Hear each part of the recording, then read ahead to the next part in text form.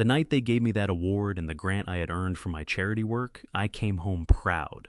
I walked through my own front door holding the plaque in my hands. My daughter-in-law grabbed it, demanded I hand over every dollar of that money. I refused. She looked me dead in the eye and said the words I will never forget. "You are not real family in this house."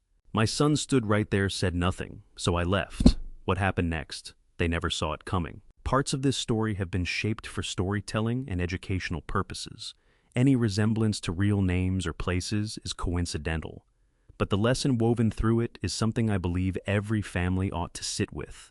35 years turning wrenches in Dorchester, Boston. That's my whole working life. And that kind of time teaches you to read the true value of a thing just by feeling its heft. A solid engine block, a cracked axle, a man's word. Those three things tell you everything you need to know about weight and worth. I can spot the difference between what's genuinely built to last and what merely holds its shape long enough to fool you. That plaque from the ceremony barely registered in my palms. Mounted walnut and a brushed steel plate maybe 10 inches across, nothing more. But the moment the woman from the Boston Foundation said it there, and the crowd inside the Strand Theater rose into applause. Welcome back to His Hidden Revenge. I'm glad you're here with me today. Before we go any further, I want to ask you something simple. Drop a comment and tell me when someone wrongs. Do you speak up right away? Or do you wait and let time do the work? Just your honest answer. Now, a quick note, some details in this story have been shaped for the telling, and any resemblance to specific people or events is purely coincidental. What matters is the truth at the center of it. Every Saturday morning at Greer's garage pressed down on me. In that moment, the weight of it all, those transmissions rebuilt without charge, all those bowls of soup ladled out along the folding tables in the back. 12 years of it, compressed into something small enough to carry home in both hands. Louise was seated in the third row. When I found her face among the crowd, she pressed her lips together, the way she always does when she's fighting tears in public. 58 years old, and that habit hasn't changed. I have loved that woman for 36 years, and watching her struggle to hold herself together has never once worn on me. The grant came alongside the plaque. $30,000 from the Boston Foundation, designated specifically for Greer's Garage and its community programs. The representative spelled it out clearly at the microphone. The funds were restricted to operational use, equipment supplies, facility, maintenance program, expansion. Not personal income, not a windfall. A tool meant to support the work we were already doing. I drove home with the plaque riding on the back seat, and Louise beside me, her hand resting on my arm the way it has for 3 decades. We talked about which piece of equipment ought to go first. The alignment rack had been sticking for months. Maybe a new commercial refrigerator for the soup kitchen side. I was still on the subject of the refrigerator when I pulled into the driveway. Caleb was stretched out on the couch with the television running. He glanced up when we walked in, gave a single nod, and turned back to the screen. He was 32 years old, and he moved through that house like a man who had long since concluded that everything inside it was already his. Renata was standing in the kitchen doorway, with her arms folded across her chest. She had a way of planting herself in rooms that made it plain she'd been waiting. "Let me see it," she said. I held the plaque out toward her. She took it, flipped it over, and set it on the kitchen counter, the way you'd set down a piece of mail you'd already decided to throw away. "The 30,000, she said. "We need to talk about that." "There's nothing to talk about," I told her. "It's restricted funding. Goes straight into the garage accounts equipment programs. That's what it's designated for." "Lily's school costs are going up," Renata said. Her voice was flat and certain the way it got when she'd rehearsed her lines. "Private tutoring after-school programs. We need help. Then we look for another way to help with that." "That money isn't mine to give," I said. "It belongs to the community programs." Renata's jaw went tight. "You've got $30,000 right there, and you're telling me your own grandchild doesn't qualify." "That is exactly what I am telling you." Caleb reached for the remote and unmuted the television. The volume jumped up 3 notches. Renata's hand shot out and snatched the plaque off the counter. For just a second I thought she was picking it up for another look. Then she brought it down hard against the counter's edge and it split across the middle. She grabbed both halves and pulled. The wood came apart with a sound like a branch snapping. She dropped the pieces onto the floor between us. "You want to give away money to strangers while your own family goes under," she said, and her voice had gone very quiet, which was worse than if she'd been shouting. "You are not real family in this house, old man. You never were. I looked at her. I looked at the two halves of the plaque lying on the floor. The brass plate had bent but hadn't broken. 12 years of Saturday mornings face down on my kitchen tile. Caleb rose from the couch. I turned toward him, and for one moment I believed he was going to speak. He looked at me, then at Renata, then at the floor. He walked past both of us and down the hallway. His bedroom door shut behind him. Not a slam, just a soft click. I stood in that kitchen a long time. Louise came around the counter and lowered herself to the floor. She was 58 years old with bad knees, and she went down onto that tile without a moment's hesitation. She gathered up one half of the plaque, then the other. Her hands were trembling not from anger. I know the difference. Watching my wife kneel on that floor and collect the remnants of 35 years of work, I realized it was the first time in our marriage I had no idea what to say to her. The pieces were laid out on the kitchen table when I sat down. Louise had arranged them without being asked, the two halves lined up side by side, the bent brass plate set flat between them. The smaller chips of wood placed in a row along the edge, as though she was trying to leave me something to work from. She'd gone to bed without saying goodnight, not out of anger toward me because she understood I needed the space. I have spent my whole life fixing things. Engines, transmissions, brake lines, exhaust systems. I have brought back motors that other mechanics had written off as dead.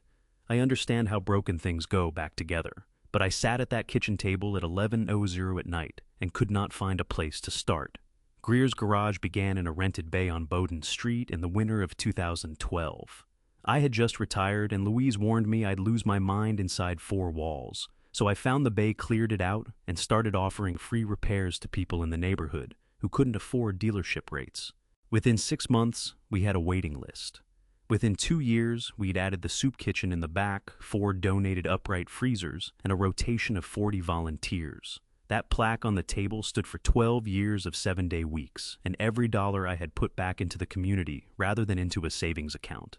I was still staring at it when I heard the floor creak in the hallway. Lily appeared in the kitchen doorway in her pajamas. She was 6 years old and small for her age, with Louise's dark eyes and a habit of taking in everything around her before she decided to move. She had her art supply box tucked under one arm and a roll of clear packing tape hanging from her wrist like a bracelet. "You're supposed to be asleep," I said. "I know," she said. She came to the table anyway. She set the art box down, pulled out the chair beside mine, and climbed up into it the way small children do with her whole body. She studied the pieces of the plaque for a moment, then unrolled the tape and bit off a strip with her teeth the way she had seen Louise do it. "Grandpa," she said, "hold that piece still." I held the piece still. She pressed the tape down along the crack with her thumb, smoothing it carefully from one end to the other, with the kind of concentration she usually kept for her drawings. Her tongue was out slightly. She bit off another strip and laid it across the first at an angle, then pressed it down again. She worked slowly and did not rush. "Other piece now," she said. I moved the second piece into place. She taped the back, then the front, then added 2 more strips across the seam for good measure. The plaque would never look new again.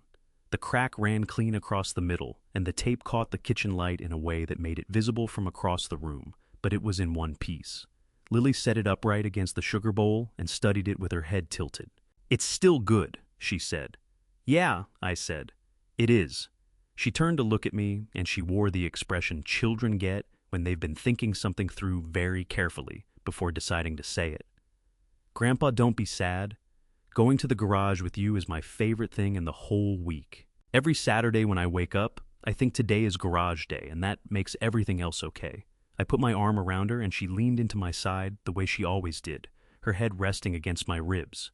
"You're the best family I've got," she said. I mean it. I didn't trust my voice enough to answer her straight away. What came to my mind was Pauline Morrow from next door. Pauline was 55 and had been volunteering at Greer's garage since our 2nd year. She ran the intake desk on Tuesday and Thursday mornings, kept the volunteer schedule on a whiteboard in the back office, and drove me out to the parts supplier on Route 1 whenever my truck was acting up. She had never once asked why I did the work, never suggested I ease off, never told me it was too much for one man to carry. She simply showed up week after week, year after year, without needing to be asked twice. I thought about her because Lily reminded me of her, not in looks, not in age, but in the quality of her presence. Some people make a room steadier just by being in it. I heard Louise in the doorway. I never turned around. Her presence announced itself a different way through the specific quiet she carries, the way her breath evens out the moment she goes still. She took in the scene for a beat, the two of us at that table, and then her footsteps moved back down the hall. A long stillness followed. I knew exactly where she was standing in the dark, just beyond their door, doing what she has always done when something lands hard on her, breathing through it, steadying herself until she can bear the weight of it. Lily had drifted off against my arm before I got her back to bed. I tucked the blanket up under her chin and lingered there in the dark, watching her sleep longer than any practical purpose required. Back in the kitchen, the plaque still leaned against the sugar bowl. I lifted it, turned it in my hands. Crooked strips of tape, the seams slightly offline, a repair carried out by a 6-year-old, armed with nothing but a borrowed roll of packing tape. And yet it held. The break was right there for anyone to see, and still the thing held. 12 years of work, I thought. And it took a child to convince me it was still worth something. There had been something broken in that house long before tonight. Not recently broken, broken for years. The slow kind of damage accumulating quietly inside the walls until one evening everything gives at once. I had allowed it to run that long. I had persuaded myself that endurance was the same thing as good judgment, and I had been wrong about that for more years than I cared to reckon. I put the plaque down and hit the kitchen light switch on my way out. By morning, I had decided something was going to shift. Let me tell you something about money and silence, because most people can't see where one ends and the other begins. For 10 years, I covered every bill in that house without exception. Power, gas, water, the internet line, the full household load, for 4 bedrooms in Massachusetts, which, in the coldest months alone, runs close to $600. Property taxes paid on schedule every year. When the kitchen drain line backed up in February of 2018, I wrote the check for the plumber. The water heater needed replacing the spring after that. I handled it before anyone thought to bring it up, because I was the one who caught it. I never kept a ledger of any of it, because I had convinced myself that tallying what you give your children marks you as a man already on his way out the door. That was my belief. Looking at it honestly now, what I was doing was erecting a partition between myself and reality, one absorbed expense at a time. When I finally sat down at that kitchen table, in the small hours after Lily went back to sleep, and added the years together, the figure came to just over $65,000 across 10 years. Not a single thank you. Not one moment where anyone acknowledged that the heat came on because of me. Louise raised it with me once, maybe 3 years in. Why had I never sat Caleb down and spoken plainly about what I was shouldering? I said I believed what a man does speaks more clearly than anything he declares out loud. I said, the moment you have to advertise your own giving, you've made it about yourself. She held my gaze for a long beat and then told me, Walter, silence doesn't teach, it just lets things grow in the dark. She was right. I wouldn't say so at the time. I'm saying so now. The morning after Lily repaired the plaque, I put together 2 bags, work clothes, hand tools, the garage paperwork, from the filing cabinet, my shaving kit. Louise assembled 1 bag on her own and placed it at the door beside mine. That exchange was all the conversation the situation required. Pauline Morrow was out on her porch with her coffee when I came through with the first load. Pauline was a steady woman, the type who read a situation at a glance and didn't burn time on questions whose answers wouldn't shift anything. She set her cup down when her eyes landed on the bags. "Need a hand," she said. "There's a heavy one in the back," I said. She stepped off the porch and picked up the box without needing it spelled out. We got it into her Subaru, and she drove me over to the garage and helped haul everything in. Then she turned around and went home. No questions about the destination, the reason, or the timeline. She had been walking through the door at Greer's garage every Tuesday and Thursday morning for 10 years, and had never once required an explanation for why the work mattered. This was the same. The back room of the garage offered a cot, a radiator, and a window that faced the alley behind Bowden Street, nothing more.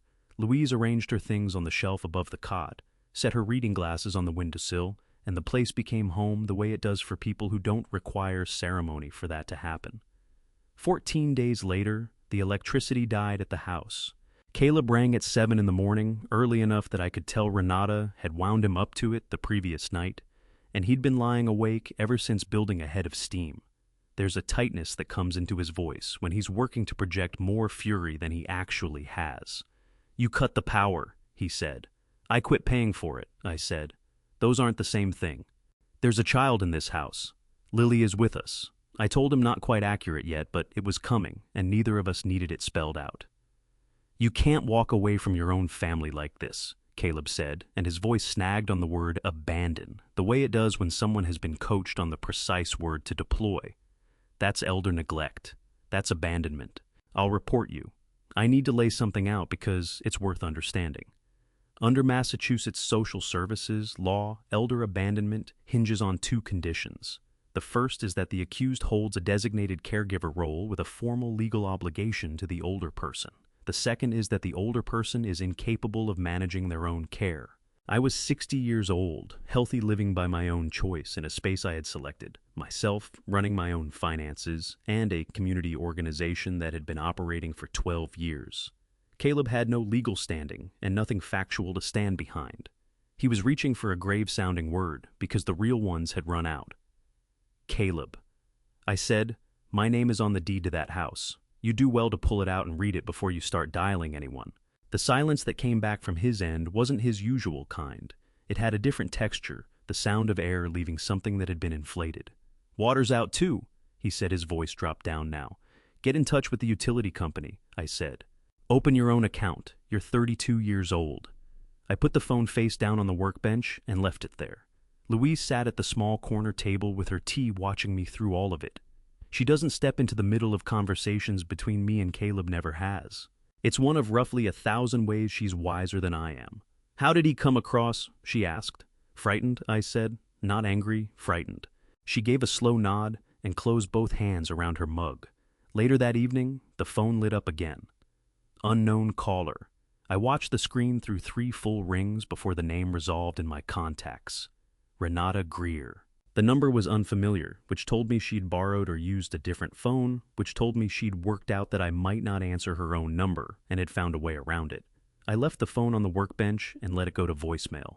Whatever her message was, she hadn't reached the point of being able to say it straight, and I had spent 10 years holding space open for things that never got said straight.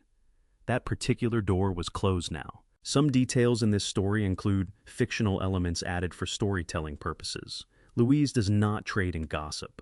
36 years together, and I have never once caught her passing along something that belonged to someone else. She has never, not once, picked up a piece of information and used it to draw blood. So, when she came in from the grocery store that morning and lowered herself into the chair at the backroom table without touching the bags, I understood before a single word left her mouth that what was coming would land heavily on both of us. She put her keys down.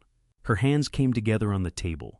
She fixed her gaze on the wall for a moment, the way she does when she's selecting her words, the way she once selected her patients' medication doses back in her nursing years. I heard Renata at the supermarket, she said. Heard her how? She was sitting in her car in the parking lot. The window was open a crack. She had been on the phone and wasn't bothering to keep her voice down. I let Louise finish. She laid it out the way she always does. No embellishment, no pauses for effect. Just the facts in the sequence they occurred. Renata had been talking to a debt collection agency. Not a bank, a third-party collections firm, which meant the debt had already traveled well past the point where the original creditor was managing it. That's what happens when payments go unmade long enough that the account gets bundled off and sold. Under no circumstances is that a reassuring sign. The figure Louise had caught was $47,000. I sat with that for a moment. She has a card in her own name, Louise said. Not a joint account, hers alone. That's why Caleb wouldn't know to look for it. That detail mattered more than the dollar amount. Under federal credit law, a spouse carries no automatic liability for debt, held solely in the other partner's name, and has no right to view or access that account without the cardholder's consent. Renata had spent 3 years accumulating $47,000 in charges on a card Caleb couldn't see and had no legal right to see. None of it was criminal, but it was a deliberate structure of concealment, and that architecture told me more about the nature of the problem than any number could. What was she buying? I asked. Designer goods, Louise said. Handbags, clothing. The woman on the phone had referenced several specific purchases. Renata kept insisting they were gifts. Then walked it back, then said she could explain. She couldn't explain. She was crying before the call was over. What did the collection agency say? That unless she made a payment arrangement within 10 days, they'd be reporting to the credit bureaus, and that if she had a family member with resources available, now would be the time to have that conversation. I got up and crossed to the window that faced the alley. A pigeon was working at something near the drain. I stood there watching it longer than the moment called for.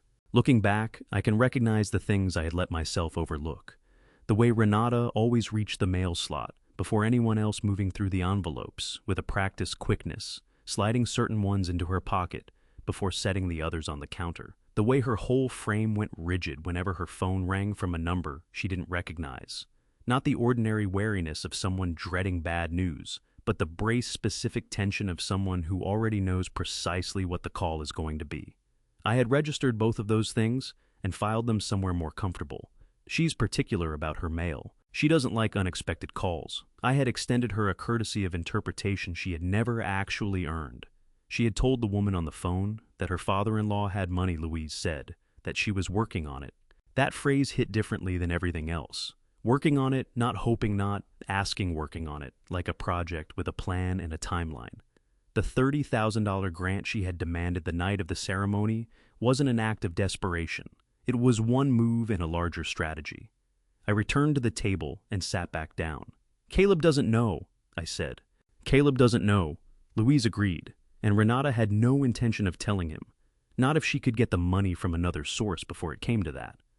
I pulled open the drawer of the small table we used as a desk in the back room.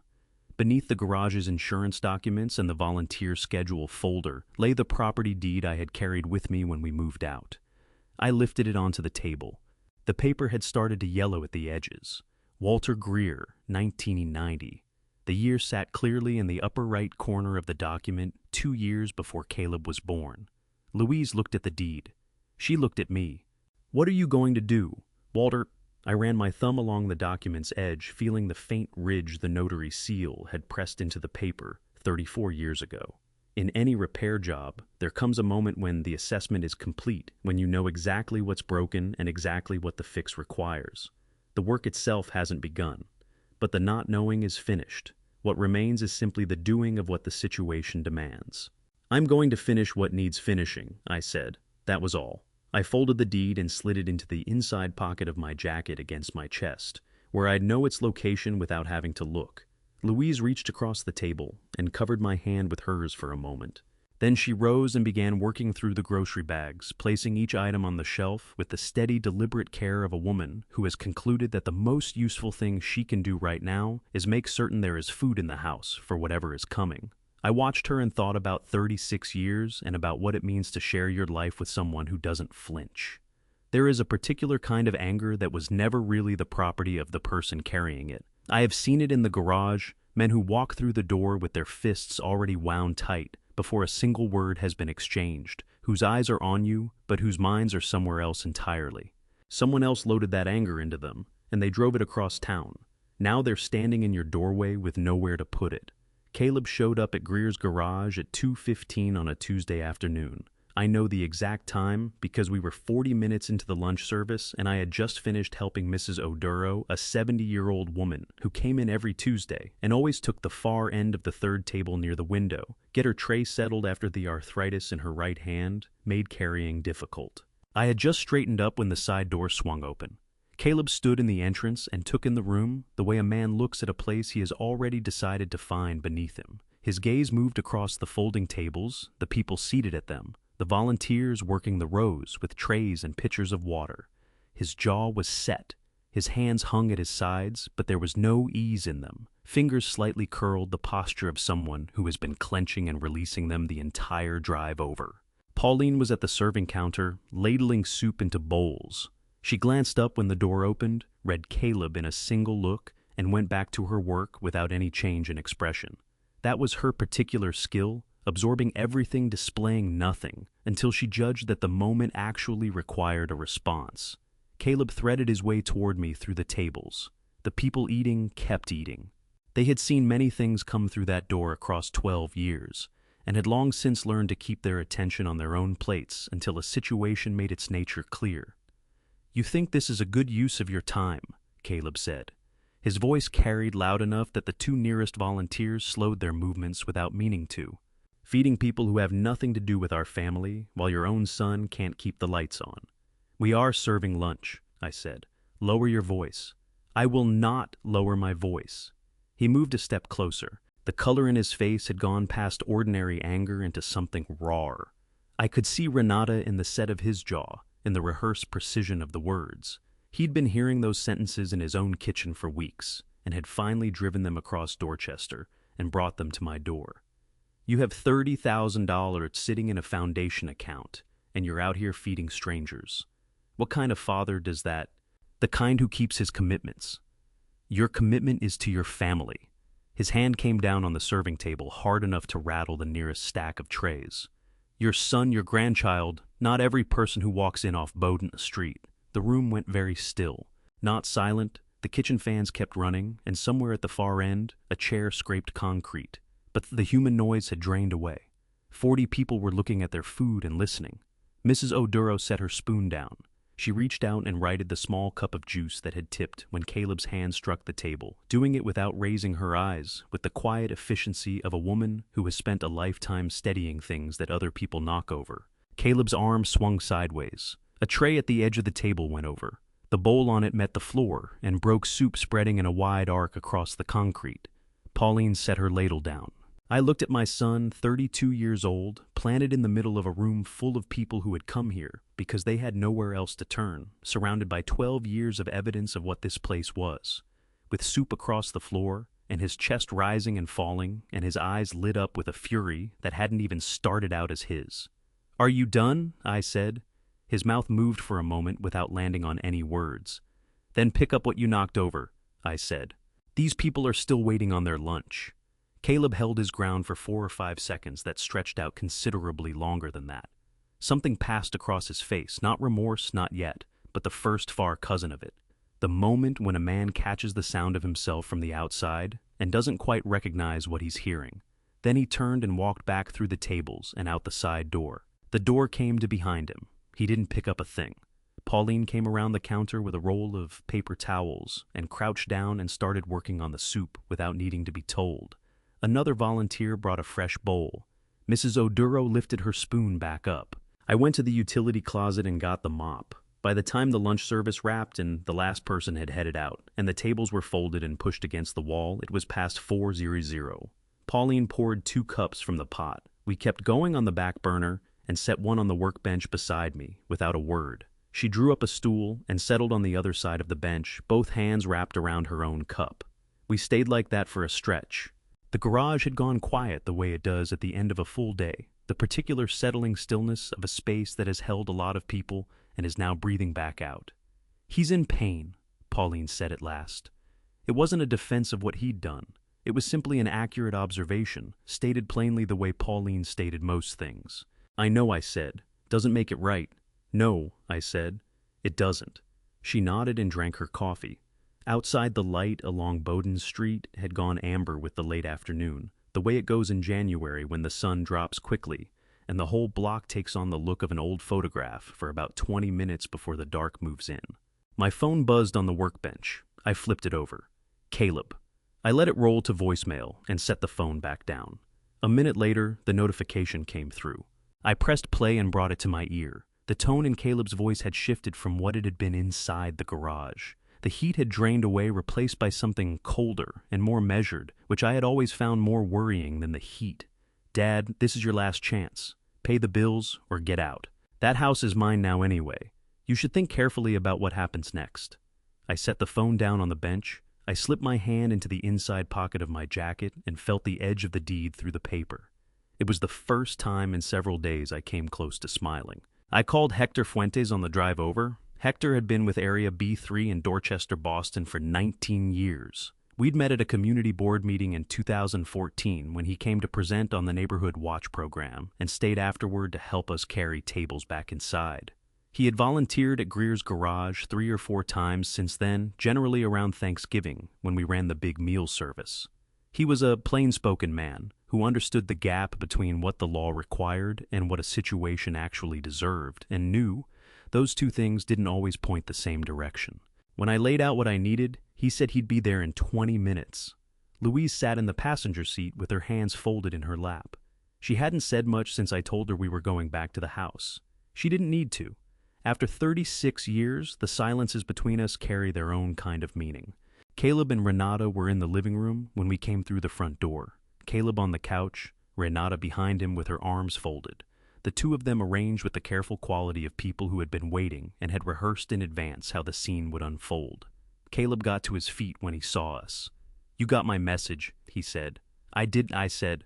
I walked into the room and draped my jacket over the armchair, the one my father had passed along when Louise and I got married, which had sat in this house for 31 years. I reached into the inside pocket, took out the deed, and placed it on the coffee table between us.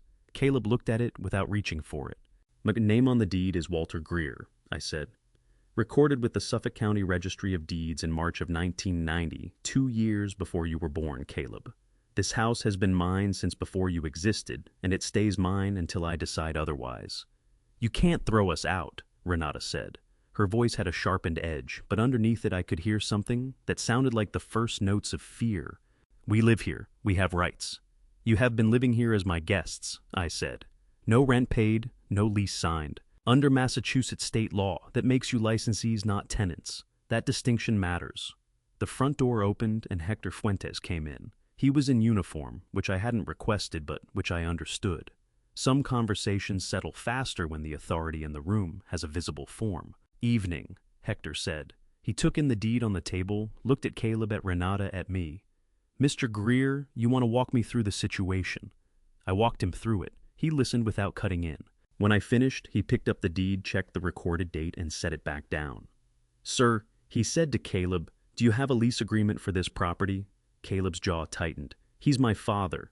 "That's not what I asked. Do you have a written lease?" "No." "Have you been paying rent? Any documented financial arrangement covering your occupancy?" "He's been paying our bills for years," Renata said. "That's basically the same thing." "It is not the same thing," Hector said, and his voice carried the particular patience of a man who has explained this kind of distinction in living rooms many times over. "A licensee occupies a property with the owner's permission, but without a formal tenancy agreement. The owner has the right to withdraw that permission. Mr. Greer is withdrawing it tonight." Caleb turned to look at me. The prepared anger from the voicemail was gone. What was left was rawer, younger, harder to meet. "You're actually doing this. You're throwing your own family out of the house." "You told me to get out," I said. "I am reminding you whose name is on the paper. We have a child." "Lily is welcome to stay," I said. "You and Renata need to make arrangements." A sound from the staircase pulled all of us around. Lily was sitting on the 4th step from the bottom, in her pajamas, knees drawn up to her chest, watching us with Louise's dark eyes. She had been there long enough to have caught most of what was said. Children always hear more than the adults in the room think to allow for. Something moved through my chest that I don't have a clean word for. It wasn't regret.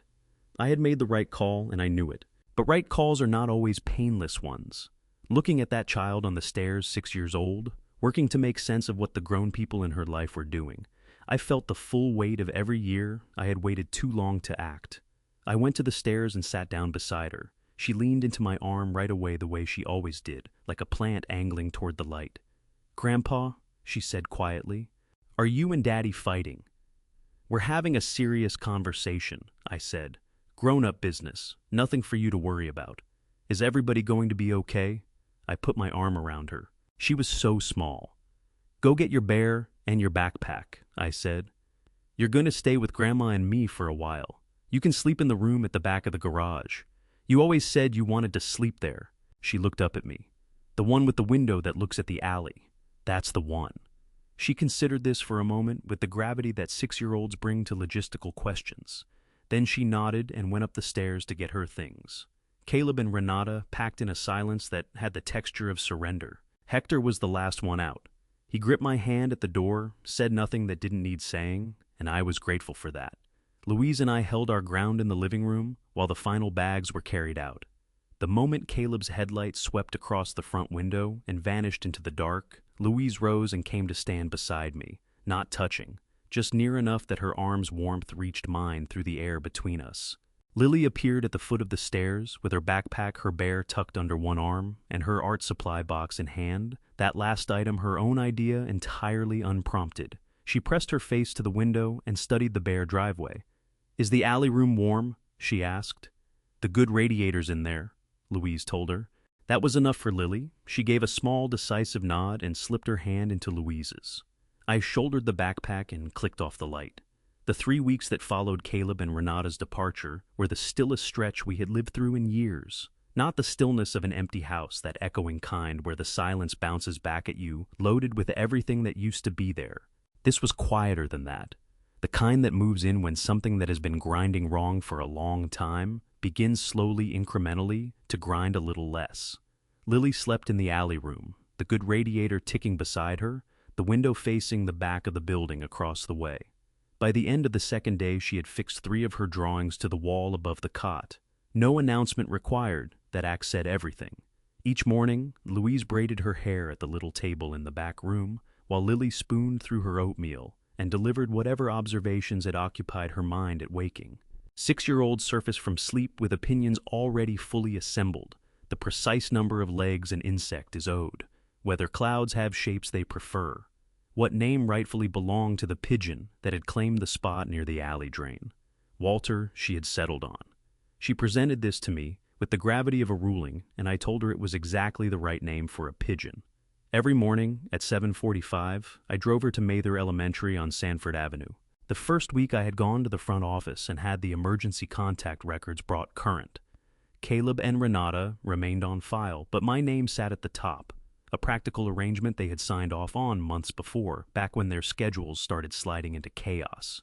Caleb was running 10-hour days at the firm. Renata was taking shifts that reshuffled every week. They had put me first on that list without quite grasping what that position would one day require of me. The Wednesday of the 3rd week, my phone went off at 9:40. The screen read, Mather Elementary, Dorchester, Boston.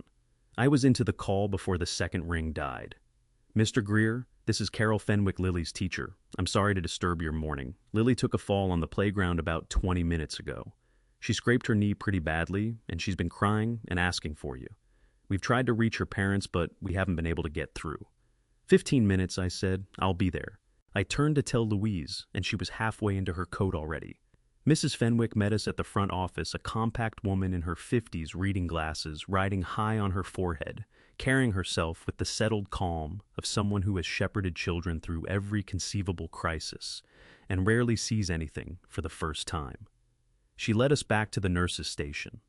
Lily was perched on a padded table, a compress resting on her knee, her face still streaked from crying, though the moment she spotted us in the doorway, her expression began to ease.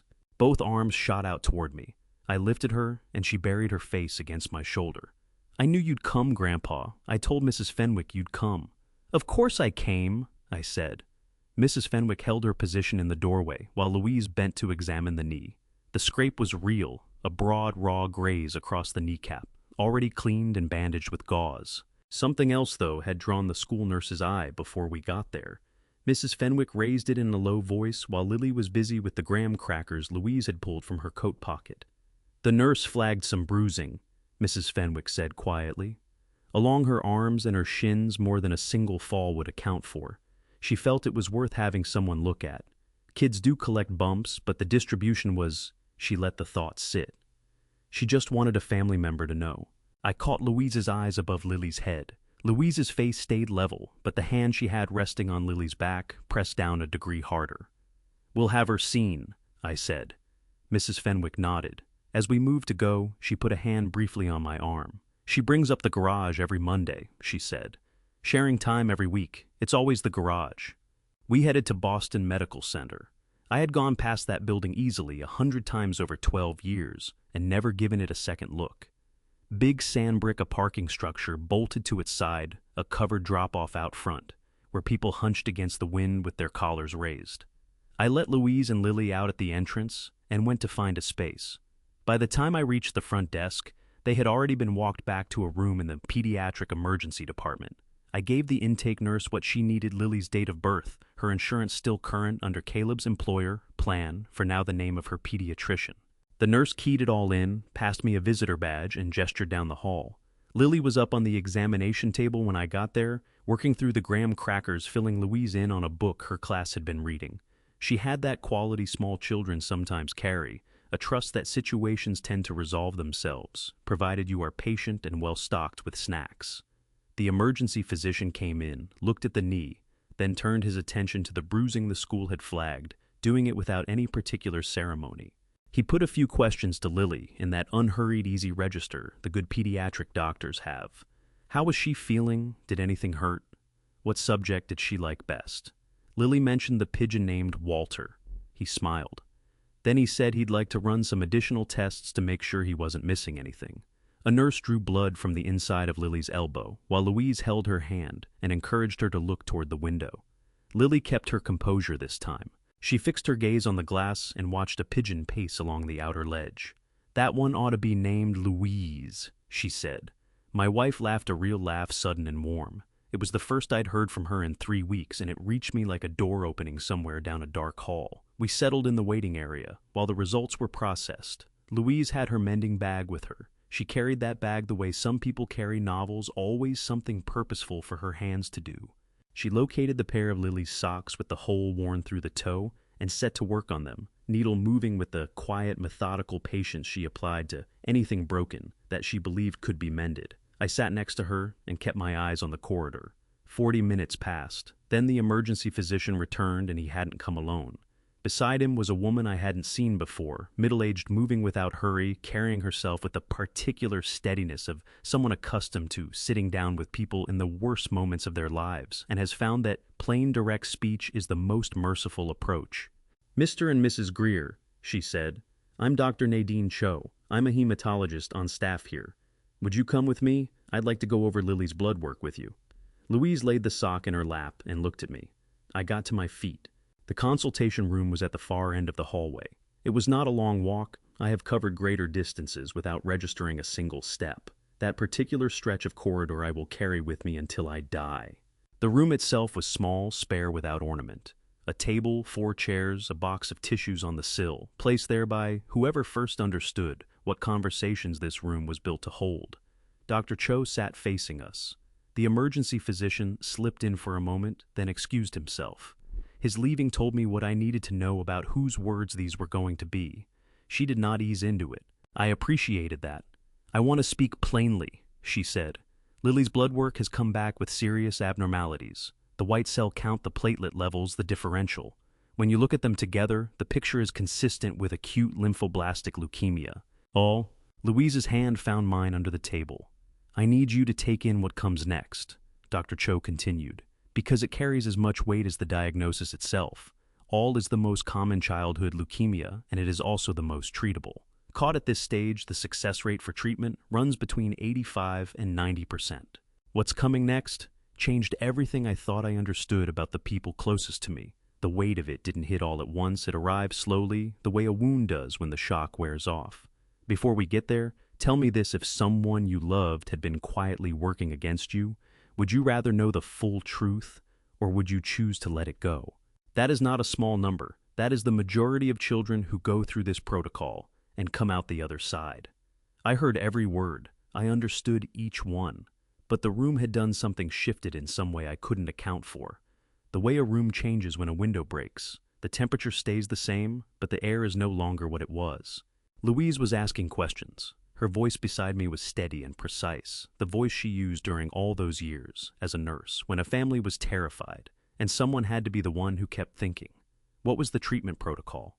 How long was the induction phase? What did it involve? What were the side effects of the medications? How far into treatment before they'd know whether Lily was responding? Dr. Cho answered everything. Induction was the opening phase, typically 6 to 8 weeks, during which Lily would be admitted and receive the first rounds of chemotherapy aimed at driving the leukemia into remission. If the response held, she'd transition to outpatient consolidation after that. The induction phase required her to stay in the hospital. Consolidation did not. They'd have a read on whether things were moving in the right direction within the first 2 to 3 weeks. "What about insurance?" Louise asked. "That's actually something I want to address," Dr. Cho said. "Our social work team handles situations like this regularly. If there's been any change in coverage, job loss, anything along those lines, they can walk you through the Child Health Plus program. It's a Massachusetts state insurance program for children whose families don't qualify for Medicaid but need coverage assistance. The application can move quickly when there's a medical urgency. I'd like to connect you with someone from that team before you leave today." Louise nodded and opened the small notebook she kept in her coat pocket and wrote something down. I watched her hand move across the page and thought about all the years she had sat on the other side of a table, like this one, carrying the information while the families fell apart around her. And now, here she was on this side, and she was still the one keeping things in order, and I had no language for what that kind of endurance costs a person. I became aware they were both looking at me. "Mr. Greer," Dr. Cho said, her tone even not unkind. "Do you have any questions?" I opened my mouth. Nothing came. I closed it again. "Take your time," she said. My eyes went to the tissue box on the windowsill. Someone had put it there deliberately. Someone had thought about people sitting in exactly this room and decided that tissues needed to be within reach and had acted on that thought. That small, considered gesture undid something I had been bracing in place since the moment Dr. Cho said the word leukemia. "She's 6 years old," I said. My voice came out quieter than I intended. "She names pigeons. She fixes things with tape." Dr. Cho held my gaze. "I know," she said, "and we are going to do everything we can for her." In the hallway afterward, I put my back to the wall and shut my eyes. The fluorescent lights above me gave off that thin, steady hum, particular to hospital corridors, the kind you only register once you've stopped moving. Louise stepped in front of me. I felt her take both my hands. "Walter," she said, "look at me." I opened my eyes. Her face was the same face it had always been. 58 years old.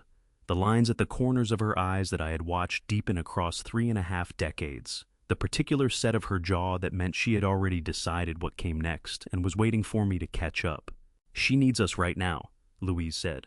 "Not tomorrow, right now." Something in my chest that had come loose and tilted found its footing. I pushed off the wall. "Right now?" I said. We went back to Lily's room. She was watching a cartoon on the small television fixed in the corner, a blanket drawn to her waist. The IV line taped to the back of her hand with a small foam pad the nurse had placed there, so the tape wouldn't catch when she moved. She glanced up when we came through the door. "Grandpa, this show has a dog that can talk," she said. "His name is Biscuit. That's a good name for a dog." "It is," I said. I pulled a chair up close and sat. "A very good name." Louise took the chair on the other side. We stayed. At some point, the cartoon ended and another one started, and Lily went to sleep in the middle of it, mouth slightly open, one hand still loosely curled around the edge of her blanket. The IV machine kept its soft, rhythmic beat. Through the window, the evening settled over the city lights coming on in the building across the way. The far-off sound of the elevated train somewhere beyond the rooftops, Boston going about its business, which is to say, continuing. I waited until Louise's breathing had slowed, and I was sure she was out. Then I took out my phone. I found Pauline's name in the contacts. It was 11:47. I pressed call. She picked up on the second ring. "Walter." Not a question. Not surprise. Just my name spoken the way you say the name of someone you've been half expecting to hear from. "Pauline," I said, keeping my voice low so I wouldn't wake them. "I'm sorry for the hour. I need a ride." "When?" she said. 2 in the morning, maybe a little earlier." "I'll be outside," she said, and ended the call. I sat in the darkened room with Lily asleep on one side of me and my wife asleep on the other, and I began to work out what needed doing and in what sequence and how fast it could be moved. The way I've always worked through a repair, not from the surface inward, but outward from the broken place, piece by piece, until the shape of the whole job becomes clear. I called Caleb at 7 the next morning. He picked up on the first ring, which told me he hadn't slept. There are things you come to know about your children that you'd rather not know. One of them is the particular sound of their voice after a night spent in the dark running numbers that refuse to work out. "Lily is in the hospital," I said. "Boston Medical Center. I need you to come." 3 seconds of quiet, then, "How bad?" I gave him the diagnosis. I told him what Dr. Cho had said about the treatment success rate. I told him the induction phase was beginning that day, and she'd be inpatient for 6 to 8 weeks at minimum before we'd know whether to move forward. I gave him all of it, the way you give someone information that is going to reorder their life plainly, completely, without softening, that would only push the impact back a few seconds. Caleb didn't speak for a long stretch after I finished. I could hear him breathing. Then I heard a sound I hadn't heard from my son since he was very small, a sharp, controlled intake of breath. The sound of someone trying not to come apart. "I'll be there," he said, his voice splitting down the center. He arrived within the hour. He stood outside Lily's room and looked at her through the glass for a long time before he went in. She was awake by then, working through the hospital breakfast which she had deemed acceptable on the grounds that it came with a small carton of orange juice she could open herself. When Caleb came through the door, she looked up and said, "Daddy, this juice is really good. You should try it." Caleb sat on the edge of her bed and put his arms around her and held on.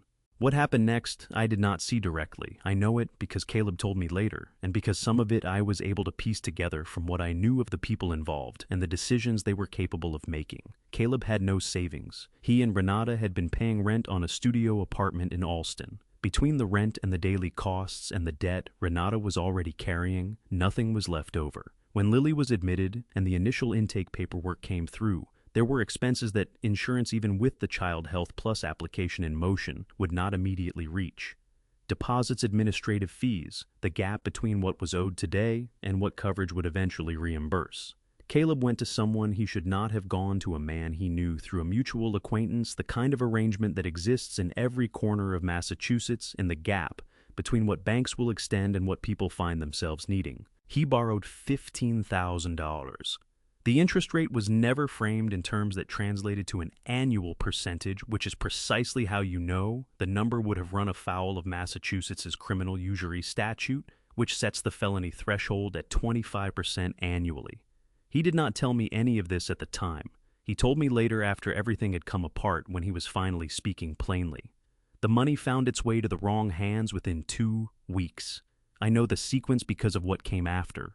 Men started calling Caleb's cell phone at hours that had nothing to do with business. Then they began calling the main number at the accounting firm in downtown Crossing, where Caleb worked, which was a different matter altogether.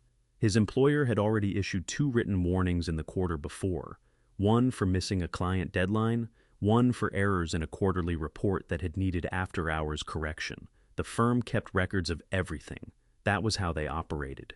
When 2 men arrived on the office floor, asking for Caleb by name, and his supervisor was forced to escort them out, that was the end of it.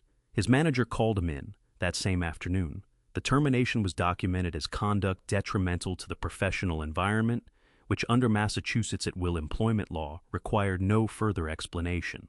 Caleb collected his personal belongings into a cardboard box and walked out through the lobby by himself. He didn't tell me that day either.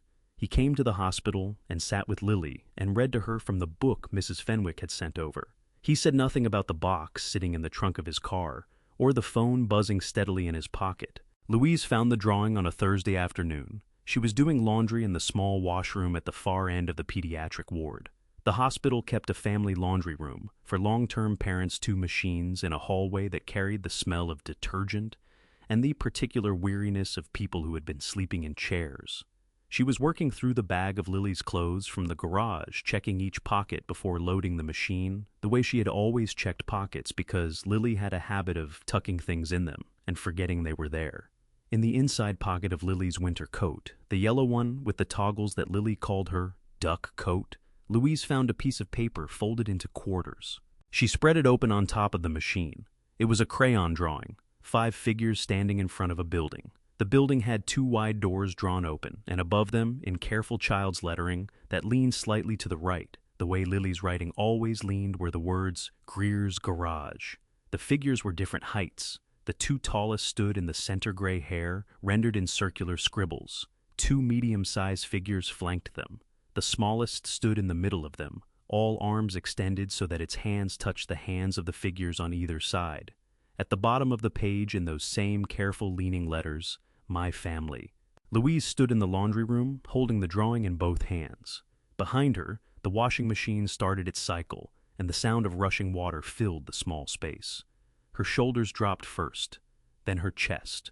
She lowered herself onto the plastic chair against the wall and held the drawing against her and cried the way she cries, not loudly, not with her face buried in her hands, but with her whole body going still, and the tears arriving without any sound at all, which is somehow harder to be near than the kind that announces itself. A young nurse came in to use the other machine and found her there.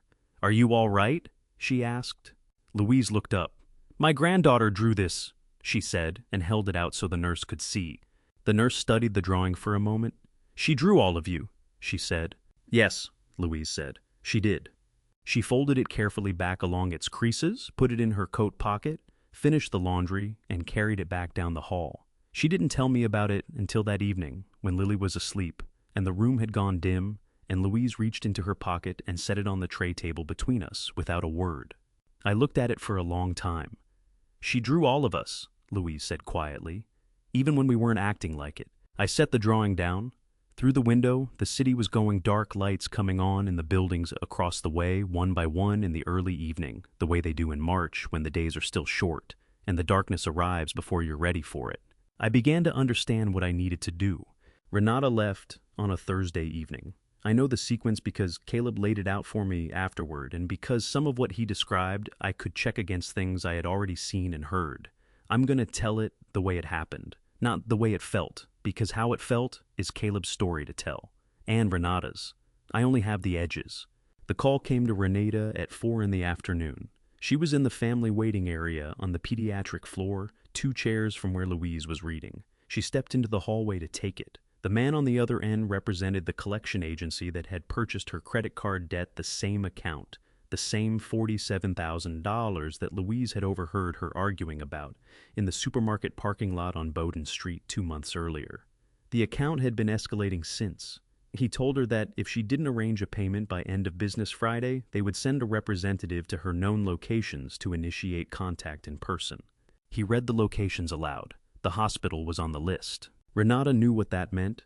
She'd seen collection representatives before in the lobby of their apartment building in Alston when a different bill had gone too far. They didn't arrive quietly. They came in a way that made everyone in the vicinity stop and look, that made the situation loud and visible and impossible to contain.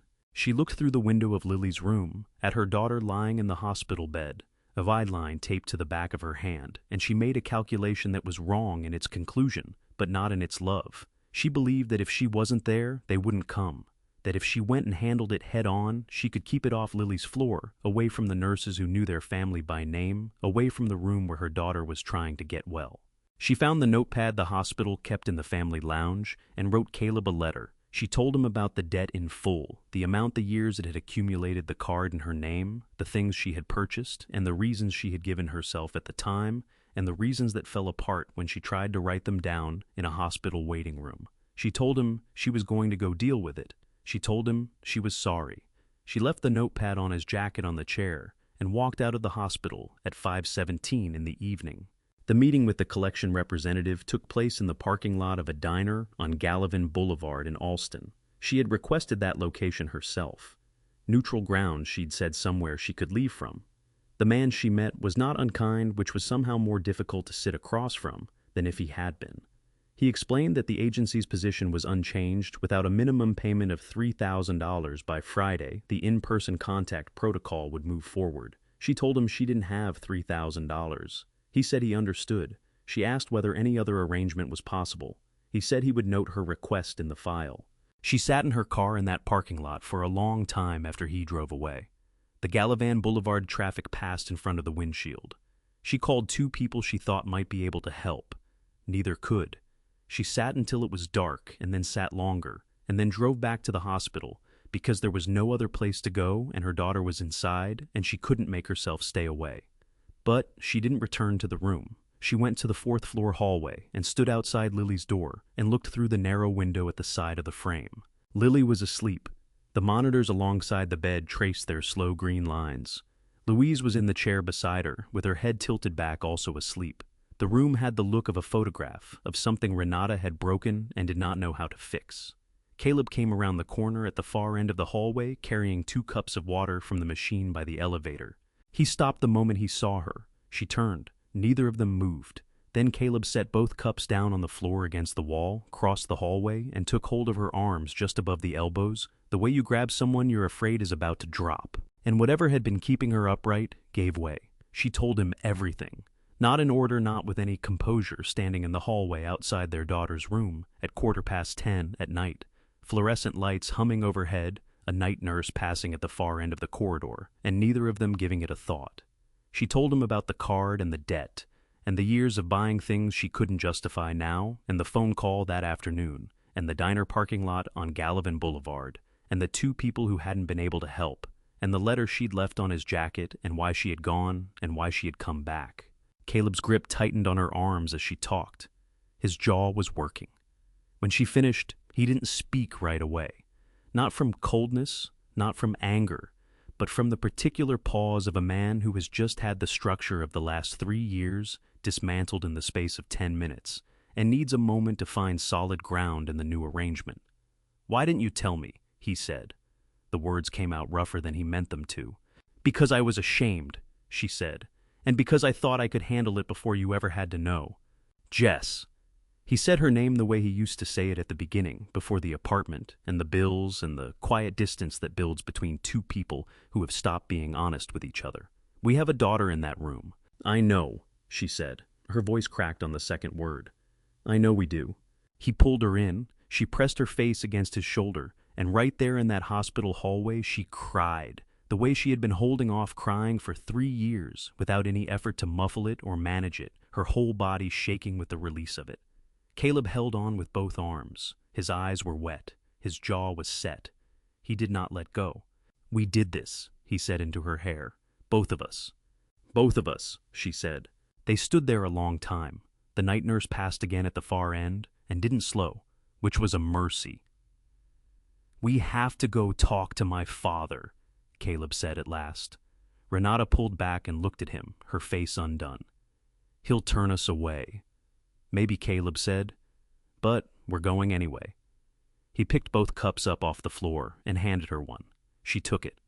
They walked back down the corridor together, toward the room where Walter and Louise were sleeping. Caleb knocked on the door at 2:37 in the morning. I opened it and stood looking at the two of them in the fluorescent light. Before either one spoke, I knew. Something had finally cracked open that had needed cracking for a long time. "Dad," Caleb said. His voice had been stripped of everything except the thing itself. "Can we come in?" I stepped back from the door. Caleb came into that room expecting to beg. What he found instead, he never saw coming. Neither did Renata. Neither did anyone but me.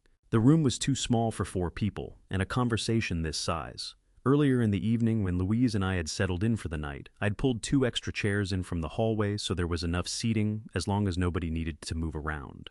Caleb and Renata sat on the edge of the second bed, the fold-out kept for family members. Louise stayed in her chair beside Lily's bed. I stood near the window because I have never been able to sit still when something that matters is being said. Pauline was in the corner chair near the door. She had been there since 2 in the morning, when she had driven me back from the meeting with Dr. Cho, and simply decided, without anyone asking, to stay. Caleb and Renata hadn't noticed her when they came in. People in the grip of their own crisis rarely register what's at the edges of the room, and Pauline had a particular gift for going still, not hiding, just waiting, taking up exactly the space she needed and not 1 inch more. Caleb spoke first. He told it without the anger this time, which made it harder to hear in some ways and easier in others. He talked about the accounting firm, the written warnings he had collected, the cardboard box in the trunk of his car. He talked about the money he had borrowed and from whom, and what had followed when he couldn't meet their repayment schedule. He talked about Renata's letter on his jacket in the hallway, and what she had told him out there. When he finished, he looked straight at me for the first time since he'd walked through the door. "Dad, I'm asking you to help Lily. I know I have no right to ask, but I'm asking." I looked at my son for a moment. 32 years old, the box in the trunk of his car, the money borrowed from people you don't borrow from. The debt his wife had been quietly carrying for 3 years in an account he couldn't see. The voicemail he had left me telling me to get out of my own house. All of it was in the room with us, and I did not pretend otherwise. Then I walked to the small cabinet beside my cot. I had been sleeping in the recliner while Louise used the fold-out and opened the bottom drawer and took out a manila folder and carried it back and laid it on the tray table between us. Caleb looked at it without reaching for it. "Open it," I said. He opened it. Inside was a document from Boston Medical Center, a treatment agreement for a pediatric patient signed and dated 4 days earlier. Below it, a payment receipt for the initial deposit on Lily's induction protocol. Below that, a printout of an email from Dr. Cho's office confirming the treatment schedule and the financial arrangement that had been put in place. Below that, a bill of sale for a 2007 Chevy Silverado sold to a private buyer on American Legion Highway, signed and notarized for $8,500. Caleb lifted each page and set it aside and lifted the next. His hands were steady. His breathing was not. The truck, he said. It sold it the morning after I spoke to Dr. Cho. I said. A man on American Legion Highway had been asking about it for 2 years. I called him at 7 in the morning, and he came by noon. And the rest? Savings, I said. 22 years of setting something aside every month, which adds up if you don't spend it on things you cannot afford. Caleb put the last page down on top of the others and pressed his palm flat against the folder and left it there. The deposit is paid, I said. The treatment schedule is confirmed with Dr. Cho. The Child Health Plus application came through yesterday. The social work team pushed it through because of the medical urgency. Lily's coverage is in place. What she needs right now is not money. What she needs is her parents showing up every day, and her grandfather sitting beside her bed, and her grandmother mending her socks in the chair by the window. Renata let out a long, unsteady breath. Both hands were pressed over her mouth, her eyes wet, her head moving slowly back and forth, the way people do when they are trying to hold on to something that keeps slipping away. Why? The word came out muffled behind her hands. After everything we did to you, why would you do this? I thought about the tray table in the laundry room, Louise setting that drawing down without saying a word, 5 figures in crayon standing in front of a building with 2 open doors. Because she drew all of us on that piece of paper, I said, even when we had given her every reason not to. Louise reached into her coat pocket, took out the folded drawing, and set it on the tray table next to the folder. Caleb looked at it. Something moved across his face that I didn't have a name for. Not quite shame, not quite grief. Something that occupies the ground between the two. The place a person reaches when they finally see with clarity what they have been doing and cannot find a way to make that knowledge sit easily. He started to lower himself off the edge of the bed. I understood what he was doing. His mother's instinct, the one that made her reach for the drawing. The same thing that moves through a person when language stops being enough and the body has to carry the weight of it instead. I caught his shoulder before his knees hit the floor. "Don't do that," I said. "Get back up. There's work ahead of us." He settled back onto the edge of the bed, his hands pressed together between his knees, eyes down.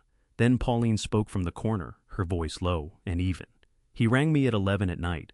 She looked at Caleb. "We were in Dr. Cho's office by 2 in the morning. He didn't close his eyes until everything was signed." Caleb looked over at her. I could tell he had genuinely lost track of her being in the room at all. "She was the one driving," I said. "The truck was gone, no vehicle. She took me to the buyer on American Legion Highway and brought me back. Took me to the hospital. Took me to the bank. Never once asked where we were headed or what it was for." Pauline gave a small shrug. "You'd have done the same for me," she said. "Yes," I said. "I would." Caleb held my gaze across the tray table folder, open on it, the crayon drawing beside it. Lily asleep 3 feet away, her monitors drawing their quiet green lines. He'd had something ready to say. Whatever it was didn't make it out.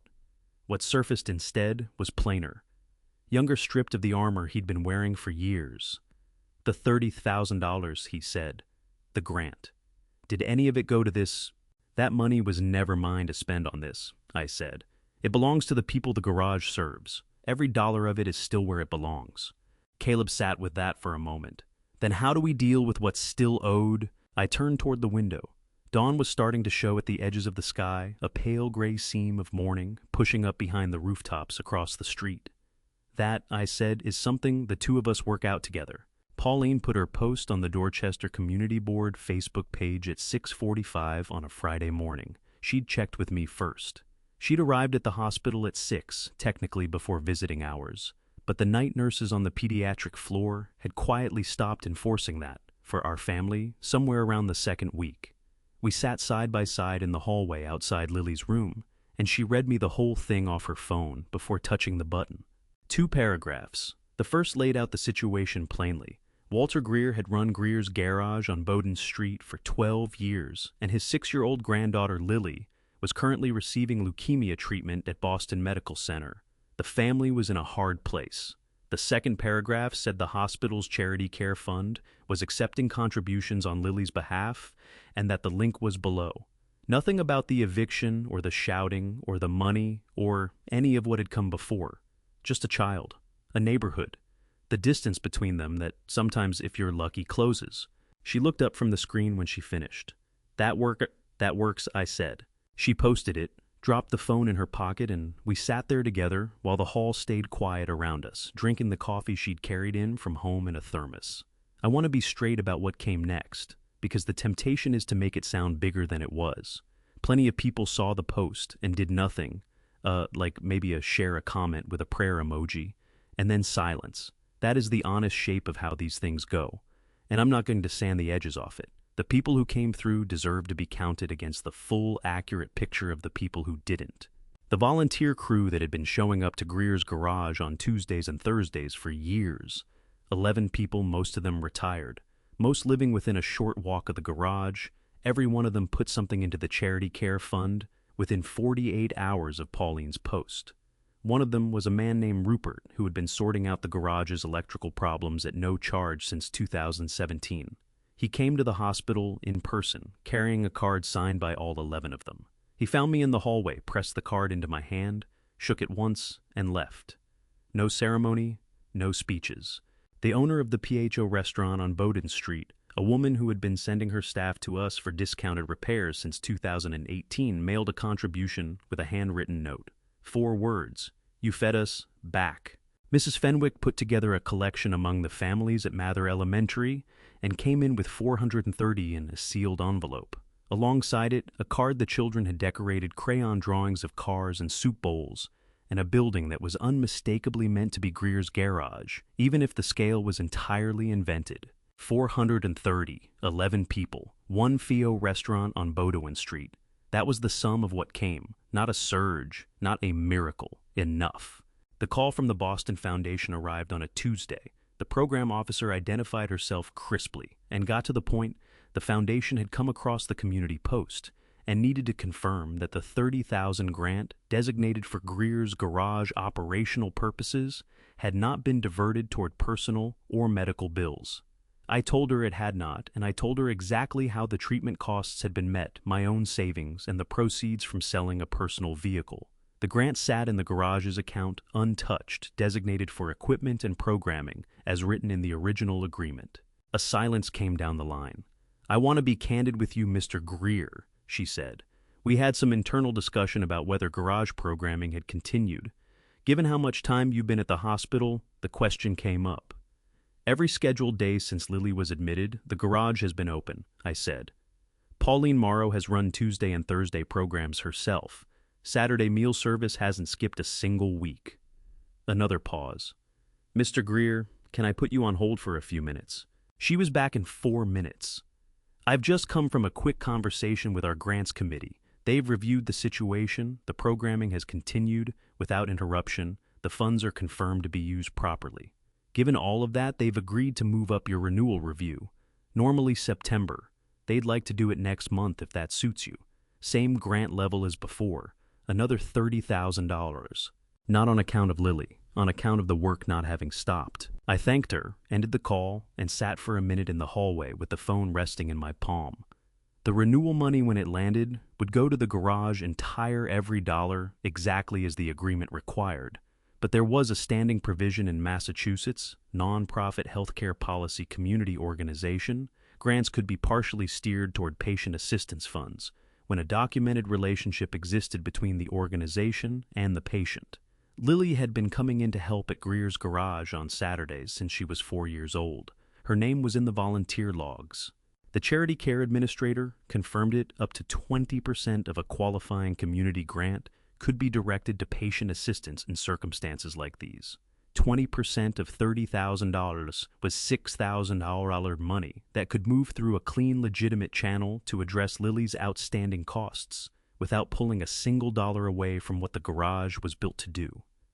I called the charity care office that same afternoon and opened the paperwork. Caleb came to Greer's garage on a Wednesday. He didn't come to pick a fight or press for anything. He pulled up in the car he'd been using as a bedroom. Some nights since he and Renata had given up the Alston apartment, they'd been staying on a cousin's couch in Roslindale, a 2 weeks until we figure it out arrangement that had already stretched past that. He sat behind the wheel in the lot for 10 minutes before he walked in. Pauline was behind the serving counter when the door opened. She looked up. Caleb stood there and took the place in slowly, the way you look at something you've spent a long time being wrong about and are only now letting yourself see clearly. The folding tables, the people seated at them, the scheduling board on the wall covered in Pauline's handwriting, and above the serving counter, the photograph from the first meal service in 2012. 12 people around 2 folding tables in an empty bay. Walter at the center, sleeves rolled to the elbow. Caleb studied that photograph for a long moment. "I knocked over that table," he said. He made clear he wasn't addressing Pauline in particular. It was something he needed to say out loud to the room for the record. Pauline said, "You did." He didn't move. Both hands sat deep in his jacket pockets. His shoulders held a weight that was either new or had been hidden so long he'd simply stopped bothering to conceal it. "Is there anything I can do?" he asked. Pauline studied him, the way she studies a piece of equipment someone wheels in, looking busted when the real question is whether the right pair of hands could bring it back. "There's a wrench on the bench," she said. "There's an engine in the bay that's waiting on somebody who actually knows the work. You're your father's son." She turned back to what she'd been doing. Figure it out. Caleb held the doorway a beat longer. Then he crossed to the bench, lifted the wrench, and walked into the bay. By the 5th week of the induction phase, Lily's numbers had turned. Dr. Cho delivered the news with the measured optimism of someone who had trained herself never to say good before the moment earned it. The blast cell count was coming down. The protocol was doing what it was supposed to do. The road was still long, but the direction she reminded us was, the whole ballgame at this point had shifted. Lily's way of marking the occasion was to order chocolate pudding from the cafeteria and surrender to sleep before she got halfway through it. The days had settled into a rhythm. Louise was there before 7 every morning. I arrived at 8 after I had unlocked and opened the garage. Caleb showed up at noon. Renata came straight from her shift, work clothes still on her pharmacy name tag riding her lapel. She'd take the chair beside Lily's bed, find her daughter's hand, and not leave. On a Tuesday afternoon in the 5th week, it was just the 2 of us, Lily and me. Louise had slipped out to phone her sister. Down the hall, Caleb and Renata were having the kind of conversation people have when they've finally stopped circling what they actually need to say. I sat with Lily's hand folded inside mine. She had been under for most of the last hour. Most of my years have been spent working with these hands, wrenches, engines, things that need fixing. It took a hospital chair to teach me that keeping still beside someone, just holding on, is its own kind of work. Her fingers stirred before her eyes did. She rose out of sleep cleanly, her gaze landing on my face with the unhesitating ease of a child who has come to count on a certain person, occupying a certain spot. A beat passed. Then, "Grandpa." "Hey, sweetheart," I said. A pigeon dropped onto the windowsill outside, peered through the glass, and pushed off again. Lily tracked it until it was gone. "Mommy and Daddy stopped yelling," she said, using the tone she reserves for thoughts she's been carrying quietly and has finally decided to release. "I know," I said. "They hold hands now, like you and Grandma." My voice wasn't something I was willing to risk, so I only nodded. She tilted her gaze to the ceiling, then brought it back to me. Louise's dark eyes and that quality of directness that had been built into her since before she could form a word. "Does that mean we're a real family now?" she asked. The question took up residence in that room. I've dug into engines that every other mechanic had written, off-located the thing that failed, and mapped a way back to whole. But there in that chair, Lily's hand in mine, her question still floating, I couldn't locate even the first word of an answer. Not because there was nothing to say, because everything I wanted to say was bigger than the room could hold just then. I squeezed her hand. She received that the way children receive things grown-ups would demand. Explained because she hadn't yet been taught to question a grip that doesn't let go. "I don't mind the medicine so much," she said. Then, matter of fact, as though she'd tallied it up and come out somewhere reasonable. "It's really not that bad." Her eyes closed again. I sat with her hand and stayed where I was. The afternoon light moved across the floor. The monitors kept drawing their slow green lines. Something changed in what the air felt like just outside the door. Through the small window in it, I could see the hallway. Caleb stood pressed flat against the wall, head pitched forward, shoulders, doing that trembling thing that means a person is fighting to keep something from breaking the surface. Renata was next to him, both palms sealed over her mouth, her face in open war with itself. Every word had reached them. I looked back at Lily, already gone again, her hand slack in mine, breathing steady, indifferent to what she had quietly taken apart in the corridor outside her room. A child, I thought. One question and one remark about medicine, and she'd fixed what months hadn't. I laid her hand across the blanket, got to my feet, walked to the door, and opened it.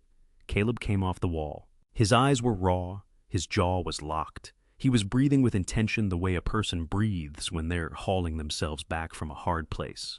Renata raised her head from his arm. "Come in," I said. "She's asleep, but come in." They came. Caleb settled into my chair. Renata perched on the edge of the bed. Louise came back from the family lounge, read the room from the doorway without needing anyone to explain it, stepped inside, and pulled the door shut. All 5 of us. Lily asleep at the center of it. Caleb met my eyes across his daughter's bed. He opened his mouth, and nothing came. He gathered himself and tried once more. "Dad," he said, "I need to say something not about Lily, about you, about what I owed you a long time ago." Louise moved to the chair by the window. Renata sat on the edge of Lily's bed, hands resting in her lap. I stayed on my feet near the door. Caleb leaned into his knees from the chair beside Lily, elbows down, and dropped his eyes to his hands. "I want you to understand what it looked like from where I stood," he said. "I'm not offering that as cover, just so you have the picture." "All right," I said. The firm had run short-handed for 18 months. He'd been doing the work of 2 people out the door at 7 back after 9, so hollowed out that trying to think straight felt like reading in a car going 60. Renata would have dinner waiting along with a version of things that was tight consistent and always arrived at the same conclusion. He was too wrung out to check her math, too depleted to push back. He'd heard my father doesn't care about this family in enough shapes and enough voices that the phrase had calcified into something that felt like truth. "I'm not saying she steered me," he said. "I'm saying I didn't resist. There's a difference. I knew the difference. I should have known it at the time." His eyes went toward the garage.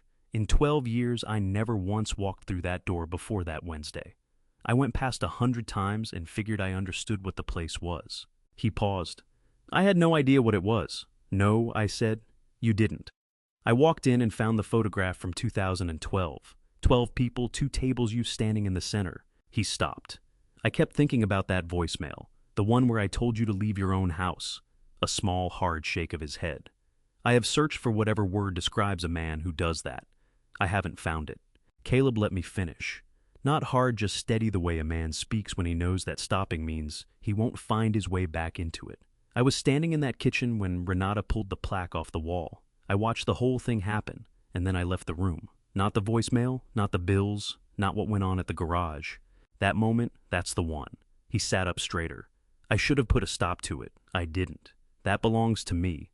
It has always belonged to me. I've known it since that night, and I held it back until right now. I'm sorry. Not because of Lily, because of you. Because of who I failed to be in that kitchen." The room kept what he had said inside it. I walked over and set my hand on his shoulder. He held still. After a moment, his hand rose and covered mine for just a second, a confirmation that didn't require language. I didn't offer forgiveness because that wasn't a simple transaction, and we were both clear on it. What I told him instead was, "You showed up. You keep showing up. That means something." He nodded, resettled his hands on his knees, and breathed. Louise spoke from the window quietly, just his name. "Caleb." He looked over. "Your father built that garage so you'd always have something to look at. Not because he stopped loving you, because he wanted you to see what love looks like when it shows up every single day." She paused. "It took more time than any of us would have chosen. But you're seeing it now." Renata rose from where she was sitting, crossed to Louise, and crouched down in front of her, taking both her hands. "I set a lot of this in motion," she said, her voice carrying the steadiness that only comes after every last thing has been wept out. "The money I owed, what I fed Caleb the night of the plaque. I was so locked onto what I believed we were owed that I couldn't recognize what was already being offered. I'm sorry. I'm not asking that to erase anything.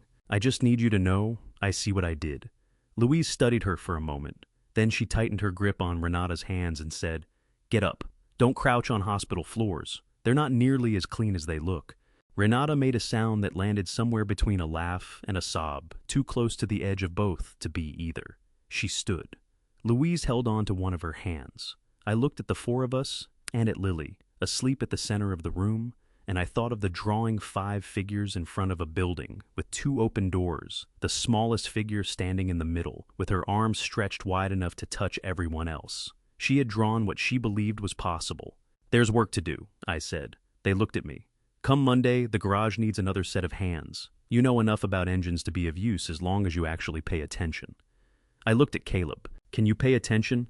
Yeah, he said. 7:30, I said. Don't roll in late. Pauline has no patience for that. Something shifted across his face, not quite a smile, not fully formed, but the rough outline of one being held back for later. 7:30. He said, I'll be there. I dragged a chair next to his and sat down. We stayed. Caleb was in the lot at 6:58 Monday morning. I know the precise time because I was working the lock on the side door when his car turned in, and I checked the clock the way you do, out of long habit. He stepped out in jeans and a flannel shirt sleeves already rolled past the elbow. He had given some thought to what you wear to a garage. That was not nothing. The engine in the bay is a 2002 Ram 1500, I said. Coolant's leaking, most likely the intake manifold gasket. Tools are laid out on the bench. Parts came in Friday. I put the work order in his hand. Read through it before you open the hood. I haven't touched this stuff since high school, he said. You'll find it comes back faster than you expect, I said.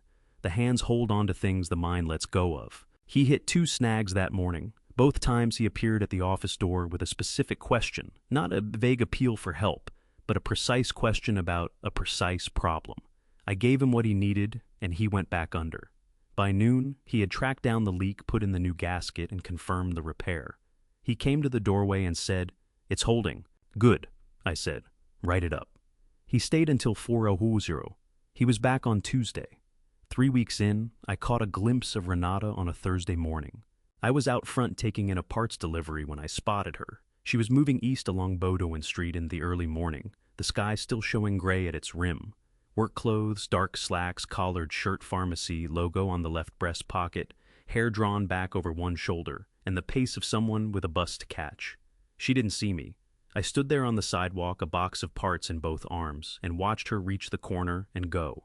A woman who, 3 months before, had told me I was not real family in that house was walking to a bus stop before the sun was fully up to work a job that paid by the hour. She wasn't doing it to make an impression on me. She had no idea I was there. That was the thing that made it mean something. I carried the last box inside. That same Thursday evening, I got to the hospital on the late side. I came down the corridor and looked through the small window set into Lily's door. The overhead light was off. The lamp on the far side of the room put out a low, warm glow. Lily was in the bed blanket pulled to her chin, eyes shut. Caleb sat in the chair next to her. He had a book open across his knee, the book of stories about a bear and a mouse that Louise had kept on the bedside table from the first week. He was reading out loud, voice low the way you read to a child who is already asleep. Not putting on a show, just continuing. His shoulders had let go of whatever they usually carry. His free hand lay along the bed rail, not gripping, just resting the way a hand rests when it has settled, somewhere it knows it belongs. Lily's lips were turned up ever so slightly at the corners, sound asleep and still smiling. I stood out in the hallway and kept my hand off the door. I have been a mechanic the better part of my life. I know that a machine that has run wrong for years doesn't correct itself in a week. It corrects itself in the hours nobody's watching, the slow easing of parts that have been brought back into alignment, the gradual return of clearances to where they should sit. The first morning, the engine turns over clean. I had waited 32 years to see my son go still enough to simply be present. He didn't know I was in the hallway. He had no audience. He was there reading about a bear and a mouse because he'd made up his mind that was where he needed to be. I let go of the door handle. I walked back down the corridor and found an empty chair near the elevator and sat down in it. The tiredness I felt had nothing to do with sleep. The deep settled exhaustion of someone who has been holding themselves rigid a long time and is only now letting the tension out. For the first time since that evening at the Strand Theater, I felt something that didn't ask to be examined or named. It was just relief. My phone went off. Dr. Nadine Cho. I looked down the corridor at Lily's door, behind which my son was reading to my granddaughter in the lamplight. Whatever comes next, I thought this time we meet it together. I answered. Dr. Cho used the word good, not encouraging good. The induction phase had done its job. Lily's blast cell count had come down below 1%, the threshold for remission classification under the KOG protocol. Treatment would continue on an outpatient schedule, consolidation, then maintenance for the better part of 2 years. But she could do it from home. She could sleep in her own bed. She could walk back into school in the fall. I sat in that hallway chair until I was confident my legs would behave.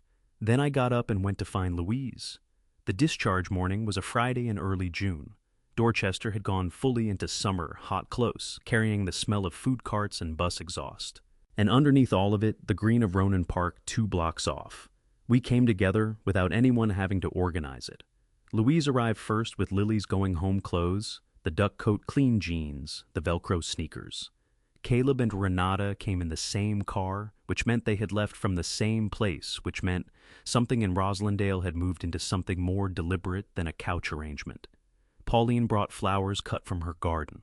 Mrs. Fenwick arrived with 4 children from Lily's class at Mather Elementary, the 4 of them holding a butcher paper banner reading "Welcome Back, Lily" in letters of every size and level of enthusiasm, with cars and soup bowls running along the border.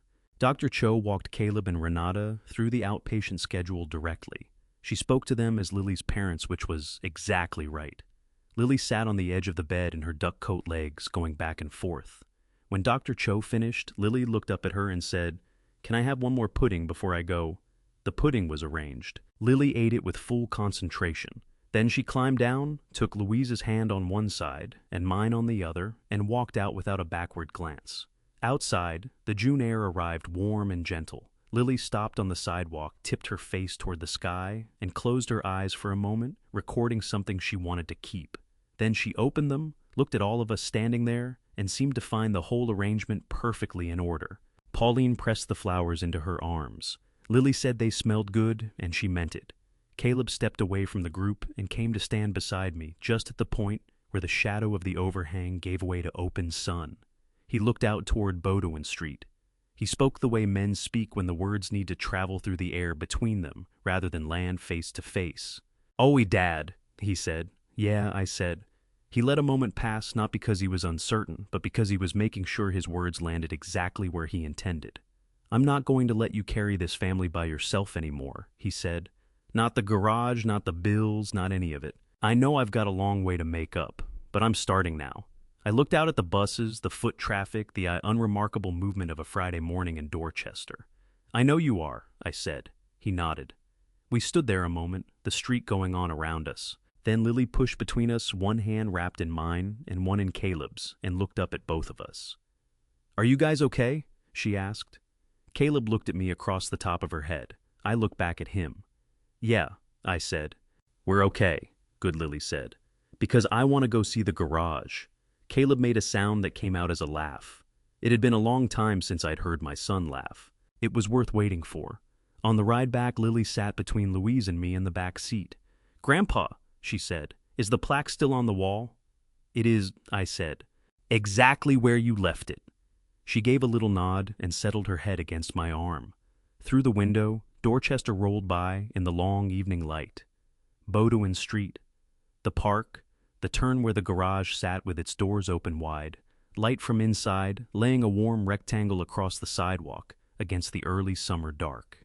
We were almost home. I have opened Greer's garage at 6:30 in the morning for 12 years. The routine doesn't vary. Unlock the side door, then roll up the bay doors. Start the coffee on the hot plate. Bring the lights up. One circuit at a time, because the second breaker from the top has always been temperamental and needs a moment before you ask anything of it. Check the board. Check the parts against the work orders. And by the time the coffee is done, the garage is ready. I went through all of it on the first Saturday of June, the same way I had every Saturday for 12 years, except that when I turned toward the wall and saw the plaque, I stopped. It was right there. Lily had fixed it to the wall herself, not long after she repaired it, using the same clear packing tape, pressing it flat against the concrete block with her small palm. The crack ran clean across the center, and the tape caught the morning light coming through the bay doors, drawing a bright line across the brushed steel plate. Next to it in a frame Caleb had bought and hung, without being asked, was the photograph from the first meal service in 2012. 12 people at 2 folding tables me in the middle, with my sleeves rolled up. I looked at both of them for a moment. Then I poured my coffee and crossed to the board. Pauline arrived at 7. Caleb came at 7:15 with Lily, who had on her duck coat despite the June warmth, and was carrying her art supply box. She came through the door and went straight to the plaque. She planted herself in front of it, hands clasped behind her back, head tilted, studying her own work. "It's still good," she said. "It is," I said. She gave a satisfied nod and went to find her corner chair. Renata arrived at 7:30 with muffins from the bakery on Bowden Street still warm. She tied on the apron she kept on the hook near the door and got to slicing. Louise came at 7:45, poured herself coffee from my pot without asking, and came to stand beside me behind the serving counter. By 8, the first people had come through the door. I stood behind the counter and worked. Caleb was beside me. Over the past weeks, he had picked up the rhythm of it, when to refill, when to give someone room, how to read, whether a person wanted a word or just preferred to be served in peace. He wasn't fully fluent yet, but he was learning with real attention, which is its own kind of fluency.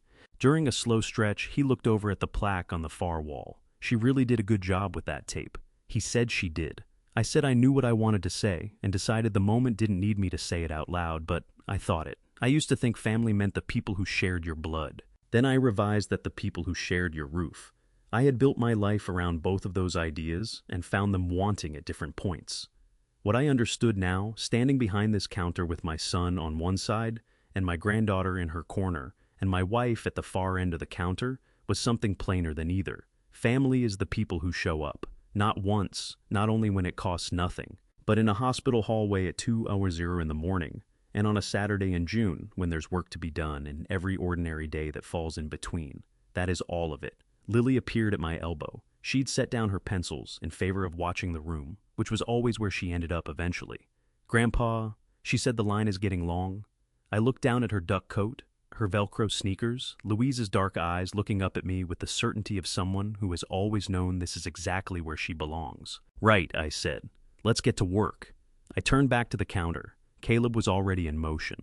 Louise had the ladle. Renata was cutting the last of the muffins. Pauline was managing the room with the quiet authority she'd brought to it for 10 years. Out on Bowden Street, the first Saturday of June was getting on with itself.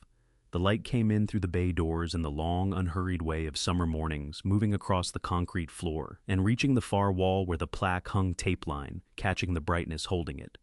Lily went back to her chair. I went back to work. I am a mechanic. I understand things by taking them apart and learning how the pieces fit back together. Here is what 12 years of Greer's garage and 8 weeks in a hospital hallway taught me. The people who show up every day are your family.